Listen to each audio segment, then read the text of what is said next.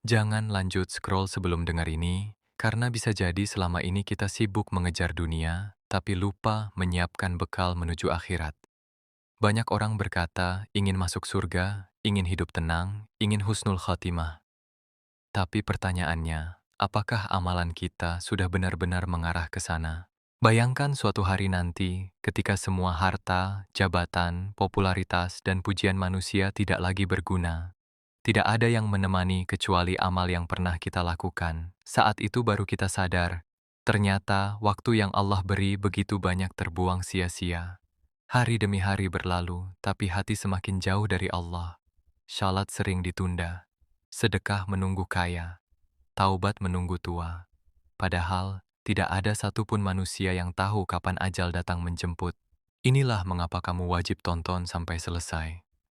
Karena dalam video ini, kita akan membahas 11 amalan pembuka pintu surga yang sering dianggap sepele. Padahal, nilainya sangat besar di sisi Allah. Bukan amalan yang mustahil dilakukan. Bukan juga ibadah yang hanya bisa dikerjakan orang alim. Justru, amalan sederhana, ringan di lisan, mudah dilakukan setiap hari, tapi berat timbangan pahalanya.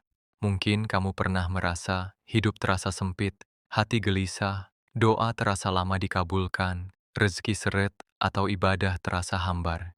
Bisa jadi bukan karena Allah menjauh, tapi karena kita yang mulai menjauh darinya. Dan kabar baiknya, pintu kembali selalu terbuka.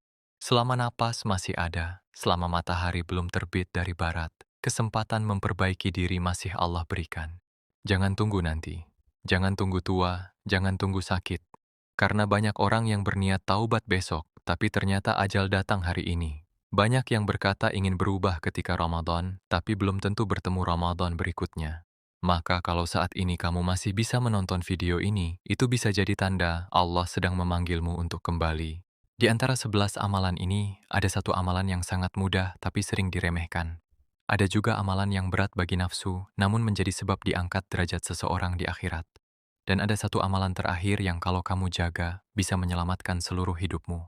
Jadi simpan video ini baik-baik, tonton sampai selesai, dan dengarkan dengan hati terbuka.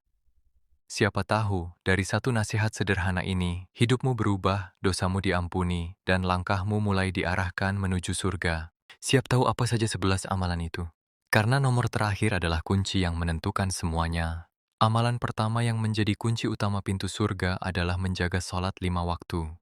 Banyak orang ingin hidupnya tenang, rezekinya lancar, doanya dikabulkan, tapi masih meremehkan sholat. Padahal sholat adalah tiang agama, pembeda antara keimanan dan kelalaian. Jika sholatnya baik, maka amalan lain ikut baik. Jika sholatnya rusak, maka yang lain ikut terancam. Sholat bukan sekadar gerakan berdiri, rukuk, lalu selesai. Sholat adalah saat seorang hamba berbicara langsung kepada Rabb-Nya.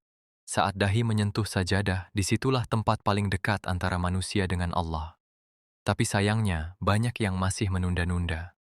Ketika azan berkumandang, justru sibuk dengan pekerjaan, hiburan, atau urusan dunia yang tidak akan dibawa mati. Bayangkan jika kita dipanggil oleh orang penting, pasti kita datang cepat. Tapi ketika Allah yang memanggil 5 kali sehari, seringkali kita menunggu nanti, dan nanti. Padahal belum tentu ada nanti. Salat subuh terasa berat karena tidur lebih dicintai. Zuhur tertunda karena sibuk bekerja. Asyar terlewat karena urusan dunia. Maghrib terganggu oleh obrolan dan handphone. Isya ditunda sampai mata mengantuk. Lalu bagaimana hati akan tenang jika hubungan dengan Allah terus diabaikan?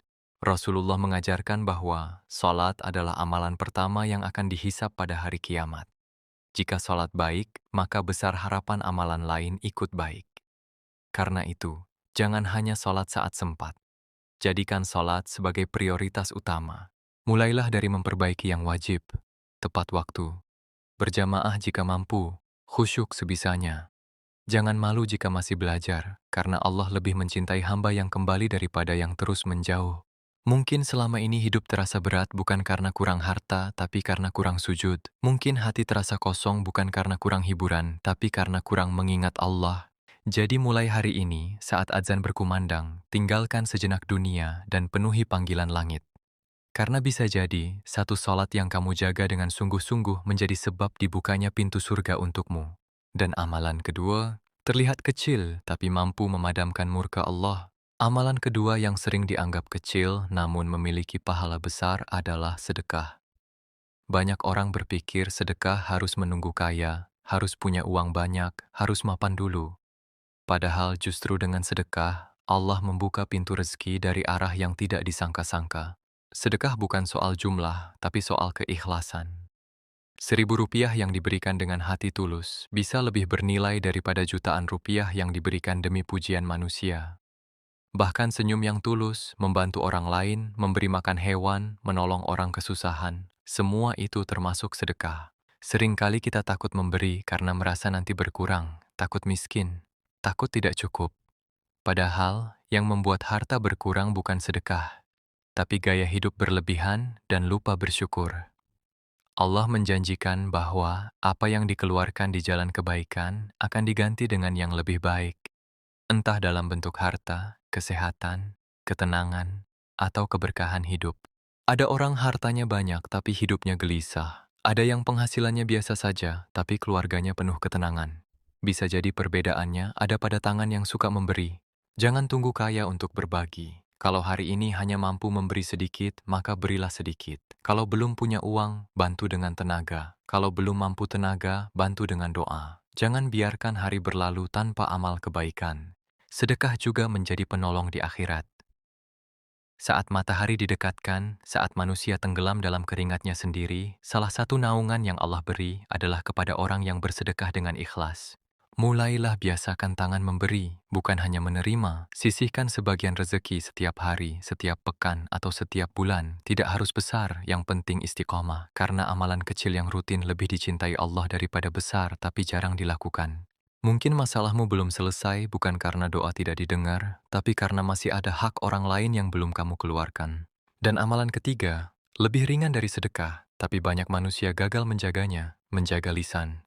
Amalan ketiga yang terlihat mudah namun paling sering menjatuhkan manusia adalah menjaga lisan. Banyak orang rajin ibadah, rajin sedekah, rajin datang ke majelis ilmu, tetapi pahala mereka habis hanya karena ucapan yang tidak dijaga. Lisan itu kecil, tapi dosanya bisa besar. Dengan satu kalimat, seseorang bisa menyakiti hati orang lain. Dengan satu ucapan, persaudaraan bisa hancur. Dengan satu komentar, fitnah bisa menyebar kemana-mana. Dan yang paling berbahaya, banyak orang melakukannya sambil merasa itu hal biasa. Gibah, menggunjing, menghina, mencela, berkata kasar, berdusta, memprovokasi, menyebar aib, semua itu sering keluar tanpa dipikirkan. Padahal setiap kata dicatat. Tidak ada ucapan yang sia-sia di sisi Allah. Hari ini menjaga lisan semakin berat karena bukan hanya lewat mulut, tapi juga lewat jari.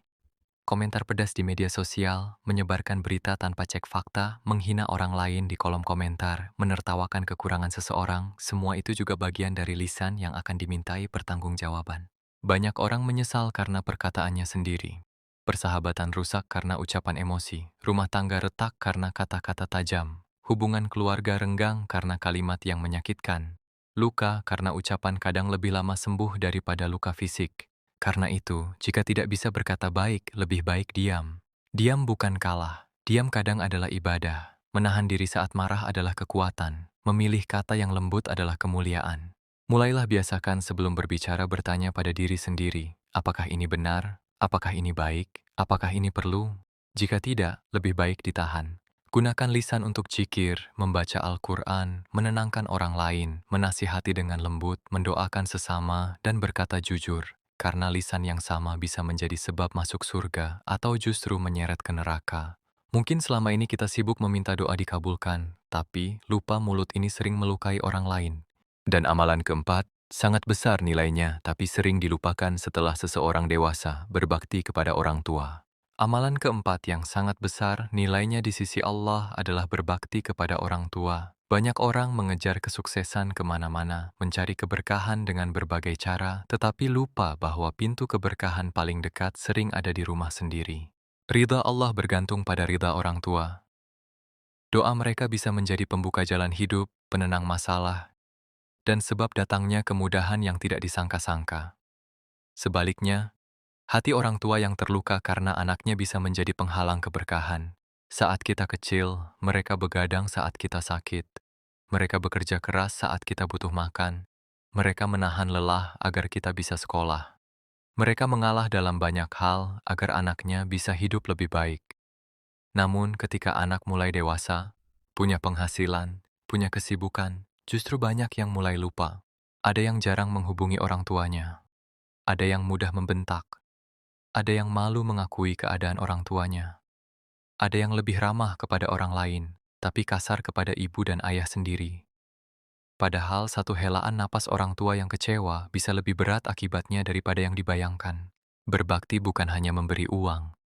Kadang orang tua lebih butuh waktu, perhatian, dan ucapan lembut daripada materi. Menanyakan kabar, mendengarkan cerita mereka, membantu kebutuhan kecil, menemani ke dokter, atau sekadar membuat mereka tersenyum adalah amal besar. Jika orang tua masih hidup, jangan tunda membahagiakan mereka. Karena banyak anak menyesal saat semuanya sudah terlambat. Saat makam sudah tertutup tanah, barulah rindu datang paling keras. Jika orang tua sudah wafat, pintu bakti belum tertutup. Doakan mereka, lanjutkan silaturahmi dengan sahabat-sahabatnya, bersedekah atas nama mereka, dan jaga nama baik keluarga. Jangan tunggu sukses untuk membalas jasa orang tua, karena jasa mereka tidak akan pernah bisa dibalas sepenuhnya. Yang Allah lihat adalah usaha dan ketulusan kita dalam memuliakan mereka. Mungkin rezekimu terasa sempit bukan karena kurang kerja keras, tapi karena sudah lama lupa meminta doa ibu dan ayah. Dan amalan kelima, ringan dilakukan setiap hari, tapi mampu menerangi hati dan rumahmu membaca Al-Quran. Amalan kelima yang mampu menerangi hati, menenangkan jiwa, dan menjadi syafaat di akhirat adalah membaca Al-Quran. Banyak orang mencari ketenangan ke berbagai tempat, mencoba banyak cara untuk menenangkan pikiran, namun lupa bahwa petunjuk dan penawar hati sudah Allah turunkan sejak lama.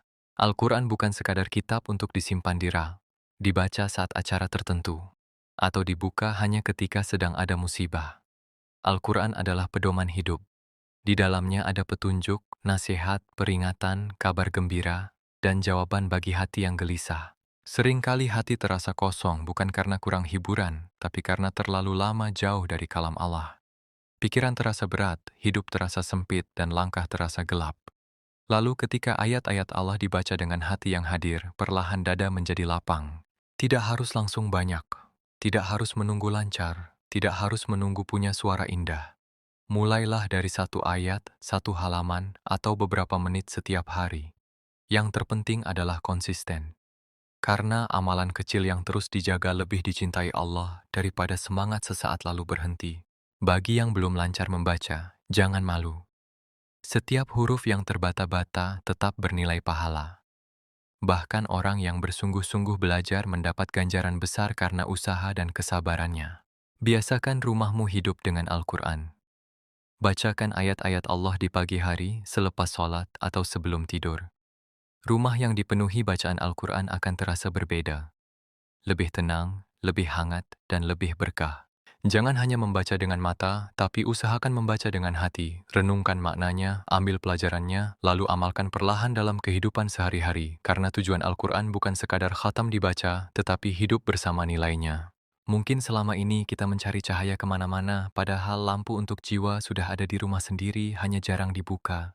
Mulai hari ini, sisihkan waktu khusus bersama Al-Quran. Beberapa menit yang kamu berikan setiap hari bisa menjadi cahaya panjang di dunia dan akhirat. Dan amalan keenam, hanya terdiri dari beberapa kata, tapi mampu menggugurkan dosa seperti daun berguguran. Amalan keenam yang sangat ringan diucapkan, tetapi luar biasa besar manfaatnya adalah istighfar. Hanya beberapa kata, astaghfirullah.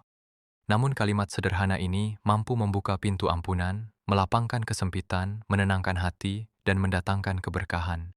Setiap manusia pasti punya dosa. Ada dosa yang terlihat, ada yang tersembunyi, ada kesalahan yang kita sadari, ada pula yang dilakukan berulang kali tanpa merasa bersalah. Kadang kita menyakiti orang lain dengan ucapan, kadang lalai dalam ibadah, kadang sengaja menunda taubat sambil merasa waktu masih panjang. Padahal dosa yang terus menumpuk bisa membuat hati gelap. Ibadah terasa berat, doa terasa jauh, hidup terasa sempit, dan ketenangan perlahan hilang. Bukan karena Allah meninggalkan kita, tapi karena hati tertutup oleh banyaknya kesalahan yang belum dibersihkan. Disinilah istighfar menjadi obat. Ketika seorang hamba berkata, "Astaghfirullah" dengan tulus, ia sedang mengakui kelemahannya dan memohon agar Allah menutup aib serta menghapus dosanya. Allah mencintai hamba yang kembali meski berkali-kali jatuh. Jangan menunggu dosa besar untuk beristighfar. Justru biasakan istighfar setiap hari. Setelah sholat, saat berkendara, ketika bekerja, sebelum tidur, saat hati gelisah, bahkan ketika sedang lapang. Karena kita sering tidak sadar berapa banyak kesalahan yang telah dilakukan. Banyak orang mencari solusi kemana-mana saat hidup terasa berat, padahal bisa jadi yang dibutuhkan bukan hanya strategi baru, tapi taubat yang sungguh-sungguh. Bisa jadi rezeki terasa seret bukan karena kurang usaha, tapi karena kurang memohon ampun. Bisa jadi hati gelisah bukan karena kurang hiburan, tapi karena jarang membersihkan jiwa. Mulailah jadikan istighfar sebagai kebiasaan. Ucapkan perlahan, resapi maknanya, hadirkan penyesalan, lalu berusaha memperbaiki diri. Karena istighfar yang jujur bukan hanya ucapan di bibir, tapi langkah untuk berubah. Tidak ada manusia yang terlalu kotor untuk kembali kepada Allah. Selama napas masih ada, pintu ampunan masih terbuka. Dan amalan ketujuh, sering dianggap biasa, padahal bisa memperpanjang umur dalam keberkahan dan melapangkan rezeki.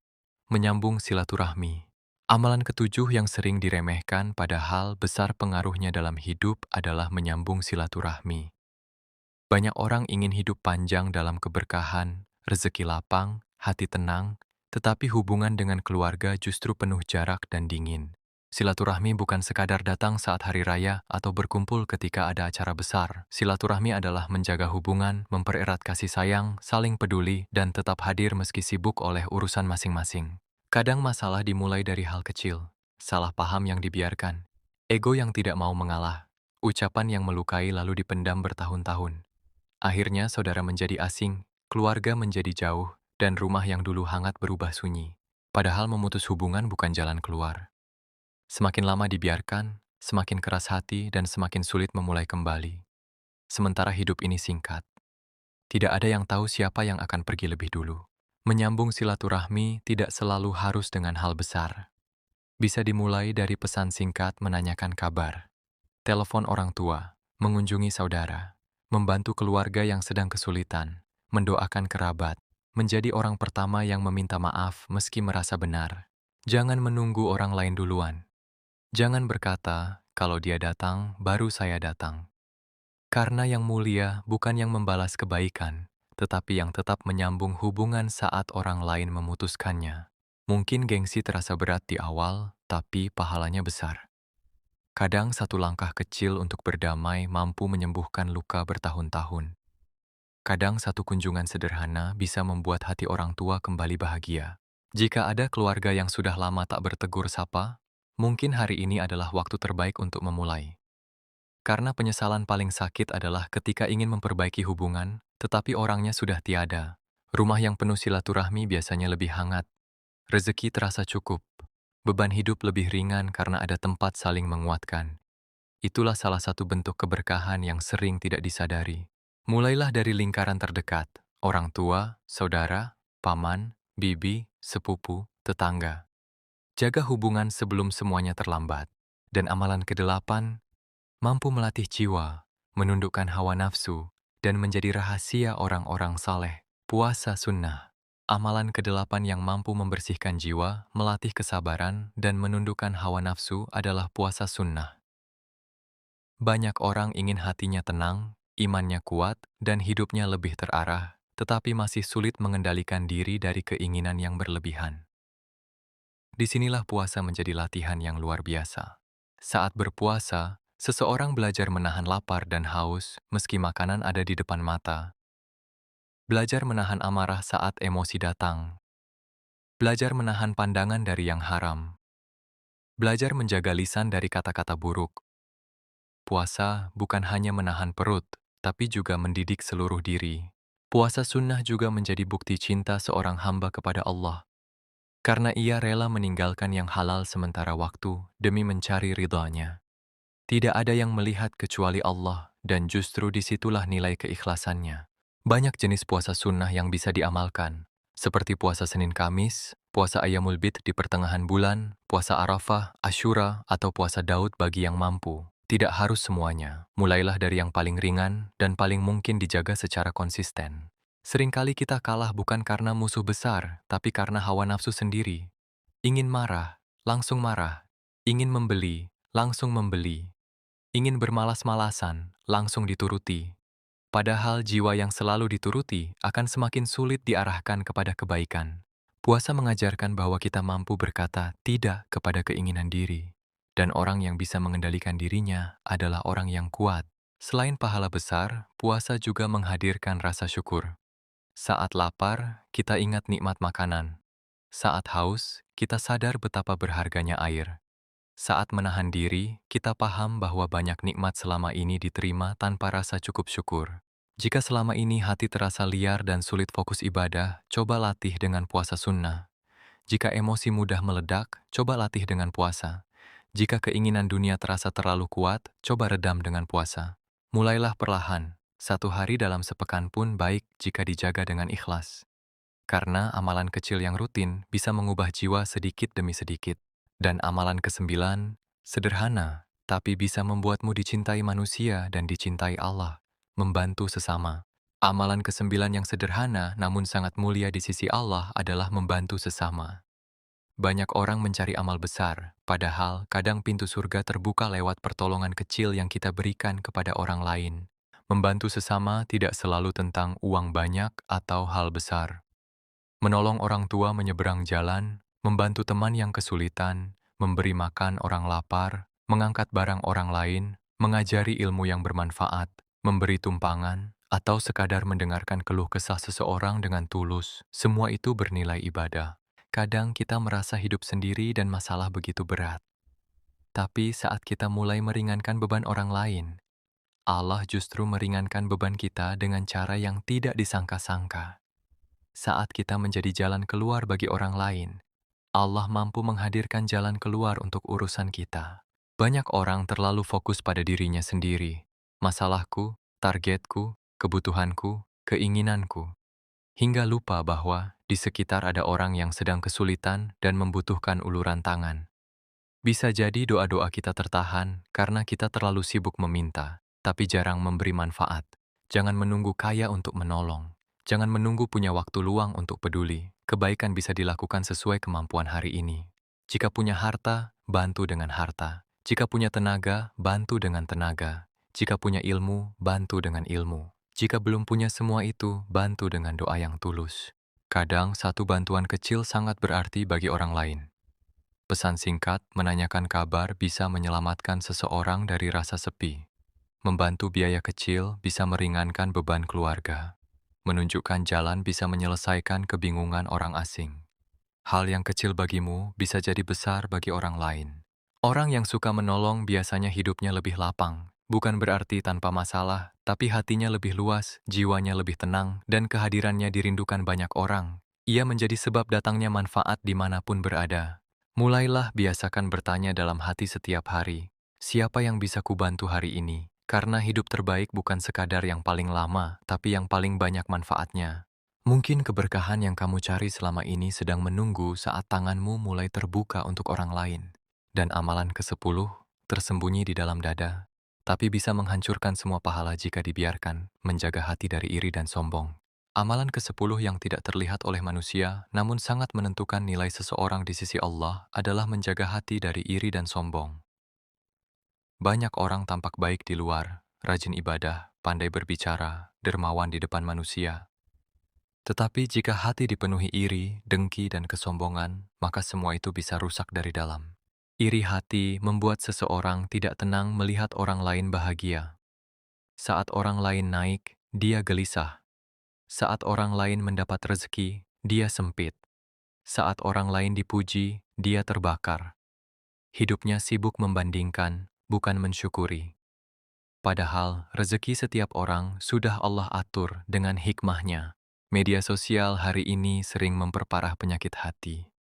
Melihat pencapaian orang lain, rumah orang lain, pasangan orang lain, liburan orang lain, lalu merasa hidup sendiri paling kurang.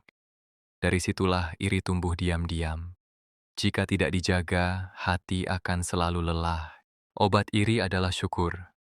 Fokus pada nikmat yang Allah beri, bukan nikmat yang Allah beri kepada orang lain. Apa yang terlihat indah di luar belum tentu tenang di dalam.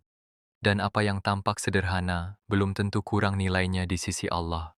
Lalu ada penyakit kedua yang lebih berbahaya, sombong. Merasa diri lebih baik, lebih suci, lebih pintar, lebih kaya, lebih pantas dihormati. Sombong kadang tidak terlihat dalam kata-kata, tapi muncul dari cara memandang orang lain dengan rendah. Ada yang sombong karena harta, ada yang sombong karena ilmu, ada yang sombong karena jabatan, bahkan ada yang sombong karena ibadahnya sendiri, merasa dirinya paling benar dan meremehkan orang lain yang masih berjuang. Padahal semua yang kita miliki hanyalah titipan. Wajah bisa menua, harta bisa hilang, jabatan bisa turun, ilmu tanpa adab tak bernilai, dan amal belum tentu diterima jika hati kotor. Jaga hati dengan banyak bersyukur, banyak mengingat kematian, dan menyadari bahwa kita semua sama-sama hamba yang bergantung kepada Allah. Jika melihat orang lain lebih baik, doakan. Jika melihat orang lain kurang, bantu. Jika mendapat kelebihan, rendahkan hati. Mungkin bukan kurang ibadah yang membuat hati berat, tapi karena penyakit hati yang diam-diam dipelihara. Dan amalan terakhir, inilah penentu semuanya. Jika ini ada, semua amalan bernilai. Jika ini hilang, banyak orang gugur di tengah jalan. Istiqamah sampai akhir hayat. Amalan ke-11 dan yang paling menentukan dari semuanya adalah istiqamah sampai akhir hayat. Banyak orang mampu berbuat baik sesaat, semangat beribadah di awal, rajin ketika sedang tersentuh, taat ketika sedang diuji. Tetapi tidak semua mampu bertahan dalam kebaikan sampai akhir. Inilah rahasia terbesar perjalanan menuju surga. Bukan siapa yang paling cepat memulai, tetapi siapa yang tetap berjalan hingga selesai. Karena hidup ini bukan lomba semangat sesaat, melainkan perjalanan panjang yang membutuhkan kesabaran, keikhlasan, dan keteguhan hati. Ada orang yang rajin ibadah ketika Ramadan, lalu kembali lalai setelahnya. Ada yang berubah ketika terkena musibah, lalu lupa ketika hidup kembali mudah. Ada yang menangis saat mendengar nasihat, namun beberapa hari kemudian kembali seperti semula. Bukan karena mereka buruk, tetapi karena istiqamah memang tidak mudah. Setan tidak selalu menggoda manusia untuk langsung jatuh besar. Kadang cukup dibuat lelah, bosan, menunda, lalu berhenti perlahan. Hari ini meninggalkan satu amal kecil, besok meninggalkan yang lain. Lama-lama hati menjadi keras dan jauh dari Allah. Karena itu, jangan remehkan amalan kecil yang terus dijaga. Sholat tepat waktu setiap hari. Sedekah sedikit tapi rutin. Membaca Al-Quran beberapa ayat tapi konsisten. Istighfar setiap pagi dan malam. Menjaga lisan setiap hari. Semua itu jika dijaga terus-menerus akan menjadi gunung pahala di sisi Allah. Istiqomah bukan berarti tidak pernah jatuh, bukan berarti selalu sempurna. Istiqomah adalah ketika jatuh lalu bangkit lagi, lalai lalu kembali lagi, salah lalu bertaubat lagi, berat tapi tetap melangkah lagi. Jika hari ini kamu merasa masih banyak kekurangan, jangan putus asa. Tidak harus langsung sempurna. Mulailah dari satu perubahan kecil yang bisa dijaga. Karena Allah mencintai hamba yang terus kembali dan terus berusaha. Tidak ada yang tahu bagaimana akhir hidup kita. Bisa jadi seseorang yang biasa di mata manusia justru mulia di sisi Allah karena ia menutup hidupnya dengan taat. Dan bisa jadi yang terlihat hebat justru rugi karena lalai di penghujung umur. Maka mintalah selalu kepada Allah agar diteguhkan hati, dijaga iman, dan diwafatkan dalam keadaan terbaik. Jadi dari 11 amalan tadi, mana yang akan kamu mulai hari ini? Jangan hanya tersentuh, tapi berubah. Jangan hanya kagum, tapi amalkan. Karena surga tidak diraih dengan niat saja, melainkan dengan langkah yang terus dijaga sampai akhir hayat.